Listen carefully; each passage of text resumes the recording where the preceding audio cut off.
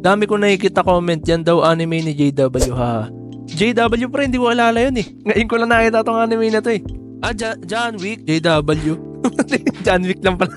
Dito kinuha yung inspiration niya, no? John Wick. Ibig sabihin si John Wick hindi siya original. Understandable naman. Sa panahon yan, paano ko ba explain? Ang knowledge ngayon, kumbaga exposed na, rebuild na lahat. Kaya napakadali na lang mangopya. Wala nang problema sa ngayon yun. Kung original ka o hindi. Kasi lahat naman ng creator ngayon hindi na rin original eh.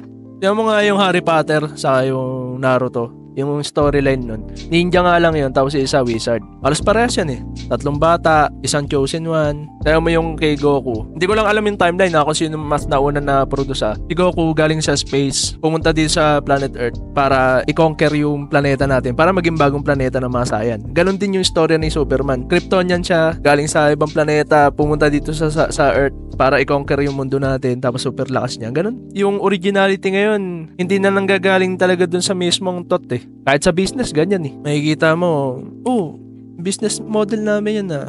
Pero hindi mo alam, matagal ng business model yun. Paano ka naman magiging original sa panahon niya yun? I-execute mo na lang. Pag nagustuhan ka ng tao, pag palagi mong ginagawa, original ka na. Wala nang original sa mundo ngayon. Lahat ngayon, kinokopya-kopya na lang. Masama nun, nangopya ka na nga lang, tapos ang pangit pa na execution mo, di ba?